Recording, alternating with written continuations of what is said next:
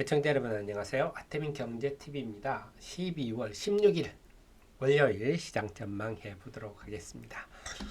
네이버 카페에서요. 하태민 남다른 주식 투자의 길 들어오시면요. 제 자료들 다 보실 수 있습니다. 자, 12월 16일 그리고 필요한 정보들을 제가 계속 여러분께 알려드리고 있습니다. 텔레그램에서요. 하태민 한칸집 경제TV 검색하시면요. 대만 정시가 어쨌다. 그 다음에 제가 각종 자료들 계속 보내드리고 있으니까 이것들 보시면 증시 흐름을 한눈에 아시게 될 겁니다. 텔레그램을 검색하십시오. 유튜브 더보기란에도 주소창 남겨놓겠습니다. 드디어 대통령 탄핵소추안이 가결됐습니다. 이 말은 곧 더 이상 대립과 불확실성이 제거됐다. 주식시장은 제일 싫어하는 게 불확실성이죠. 이게 제거됐다는 점에서 월요일 시장을 맞이하는 우리 투자 심리는 상당히 좀 가벼워졌다. 근데 우리가 늘 알지만요. 이렇게 비경제적 요인이 증시에 영향 미치는 영향은 일시적입니다. 결국은 기업 경제, 기업과 경제 이런 본질적 요인에 움직인다. 어쨌거나 탄핵소추안이 가결됐기 때문에 180일 내 헌법재판소에 심판이 있고 이런 일들이 앞으로 진행되겠죠. 이미 그러니까 불확실성은 해소됐다. 이런 그림 속으로 가겠구나 하는 겁니다. 이게 결국 미치는 영향 저는 이렇게 불확실성이 해소됐다는 게 그동안 좀 정치인 관련주라든지 그다음 정부 추진 프로젝트들이 주가가 큰 폭 하락하고 등등을 했는데 이런 테마성이 힘을 잃고 다시 업황이라든지 기업의 실적 전망 이런 것들이 시장의 초점을 이렇게 초점에 옮기지 않을까. 이건 또 여담입니다만 예를 들면 사실 이런 것들이 지금 우리가 정치인 관련주라고들 하는 종목들인데 예를 들어서 예전에 그 조국 관련주로 화천기계 사실은 이게 정치인 관련성이 있는지 없는지는 다들 우리 모르는 거 아닙니까? 화천기계를 예를 들면 화천기계가 어떤 기업이냐 저도 들은 얘기입니다. 출발이 일제시대 때 이 화천기계 그 오너라고 할까요? 이걸 만든 분이 그때 일본 기업의 간부였는데 돈을 회수를 해가지고 돌아오는데 해방이 된 겁니다. 그랬는데도 이분은 돈을 일본 사장한테 갖다 주니까 일본 사장이 깜짝 놀래가지고 지금 딴 사람들은 다 갖고 튀고 난린데 당신은 왜 이렇게 나한테 갖다 주냐? 이거 내 돈 아니지 않느냐? 당신 돈이지 않느냐?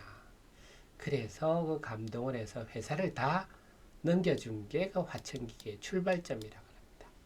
그래서 이분은 그 일을 계기로 해서 회사를 오롯이 물려받아서 화천기계를 이루었고 그래서 성공을 이룬 다음에 일본으로 다시 가서 그 오너 원래 일본 사장의 돌아가셨고 그 아들을 찾아가서 상당액을 또 보상했다. 굉장히 고집과 철학이 분명한 사람입니다. 그래서 이런 화천기계가 사실 정치인 정자도 1도 관련된 안 될 철학을 가진 곳인데도 시장은 그냥 이렇게 얘기하는 거죠. 그래서 상당수들이 사실 그럴 겁니다. 사실 기업들 아시겠지만 기업인들은 정치인을 굉장히 멀리하려고 애를 쓰거든요. 그래서 이런 흐름들이 좀 일단락되지 않을까 하는 생각도 듭니다. 자, 그래서 시장은 좀 더 본질에 가까운 흐름이 가지 않겠느냐. 자, 이번 주에는 그렇게 본다면 미국 시간으로 17일, 18일 FOMC 회의가 열립니다. 18일 마치고 금리 발표를 하는데 이게 우리 시간으로는 목요일 19일 새벽 한 5시, 새벽 한 4시쯤 되나요? 월요일 새벽에, 목요일 새벽에 발표되겠죠. 그 다음에 목요일 낮에 일본 중앙은행이 금리 결정을 합니다. 그래서 목요일 날 미국과 일본의 금리가 발결정이 되기 때문에 상당히 우리가 관심을 두지 않을 수밖에 없는데 근데 다들 전망들이 미국의 금리는 0.2% 인하할 확률이 96%다. 0.25% 인하할 거다. 그다음에 일본은 동결 가능성이 높다. 이렇게 봅니다. 근데 만약에 일본이 금리를 인상하면 이건 한번 덜썩거릴 것 같아요. 근데 그 가능성이 매우 낮다. 아마 내년 1월쯤 금리를 인상하지 않느냐. 그리고 일본이 금리를 인상한다는 게 이제 다 기정사실이다. 그래서 금리를 실제로 인상하더라도 시장에 미치는 영향은 지난 7월 말하고는 다를까. 7월 말에는 갑자기 금리를 올리는 바람에 엔캐리 트레이드가 청산되면서 8월 초에 전 세계 증시가 폭락하는 양상이 나타나는데 그런 일은 없을 거다. 이렇게 전망들 합니다. 그래서 일본이 금리를 유지한다면 산타랠리가 불을 지피는 역할을 하지 않을까. 이게 이제 전문가들 전망들인데요.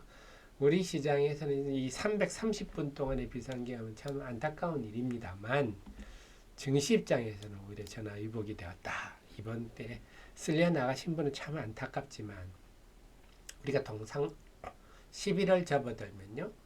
네, 그 대주주 회피 지금은 대주주가 50억으로 올라서 예년만큼 그렇게 압박은 덜합니다만 그 매물 나오는데 또 신용 잔고도 시장이 나빠 줄어들기 시작했는데 이번에 개인들이 급속히 물량들이 떨어져 나왔죠.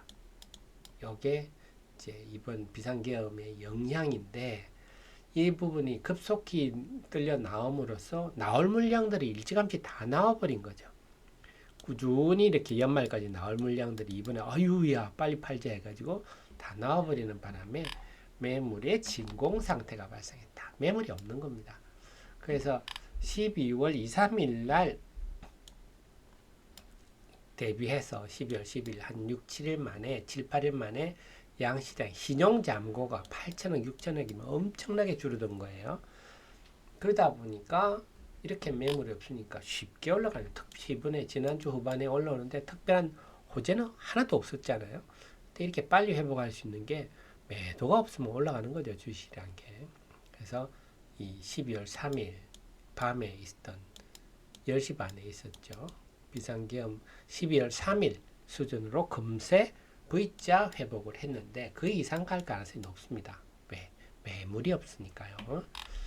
특히 지금은 이제 중요한 거는 그래서 지금 시장을 판단할 때 제일 중요한 건 수급입니다. 좀 전에 신용도 수급이지만 지금 가장 중요한 건 연기금이란 든든한 우리 뒷배가 있어서 외국인이 웬만한 큰 팔아도 이제 시장이 끄떡이 없습니다. 그래서 월요일 날 이제 탄핵소추안 가결되었는데 여기에 대해서 외국인들이 어떤 반응을 보일지 만약에 여기에 대해서 외국인이 월요일 날 순매도가 급감한다든지 아니면 순매수까지 돌아선다면 시장이 더 불이 붙겠죠. 그래서 외국인들이 그 혼란한 와중에도 크게 팔지는 않았습니다. 한 1,000억대 정도 매도를 했는데 연기금이 세게 사니까 외국인 매도보다 더 많이 사니까 네, 지수는 계속 나흘 연속 상승을 했는데요. 네. 그래서 이거는 원위치되는 정상화 과정이다 하는 거지. 이걸 가지고 단기에 많이 올랐네 이렇게 얘기할 건 아니에요. 그래서 12월 16일 월요일 날 외국인들이 과연 어떤 태도를 보일지 아주 궁금합니다. 그래서 외국인이 순매수를 보인다면 시장은 더더욱 힘을 받을 거다.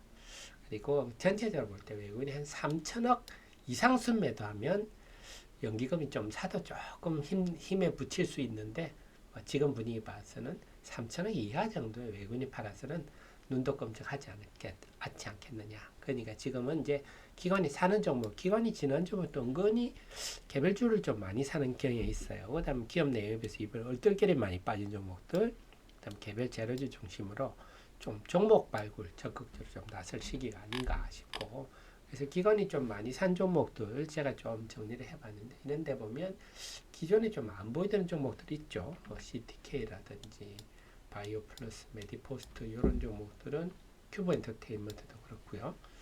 이런 것들은 SOS랩도 그렇고 기관들이 뭔가 좀 개별 재료주를 공략하는구나 이런 느낌입니다. 네. 전체적으로는 화장품은 워낙 낙폭이 크고 의료 관련 주제 넥스바이오 메디컬 같은 호재가 반영이 안 된 측면이라서 수급이 좋아지고 있죠. 그럼 엔터도 다시 기관 매수가 보이는데 큐브 엔터 쪽으로 전에는 없었는데 네, 그래서 개별 종목 쪽으로 지금 기관들이 좀 확장하는 느낌이라서 우리도 개별 종목 재료주에 관심을 높이는 게 효과적이겠다 이런 생각입니다. 네. 자, 늘 저의 최신의 정보를 함께 하시고요. 도움 되셨으면 좋아요 눌러주시면 제 좋은 기운도 여러분들한테 전달돼서 빨리 회복하시리라 봅니다. 저는 그러면요 화요일 정시전망으로 여러분 찾아뵙겠습니다. 고맙습니다.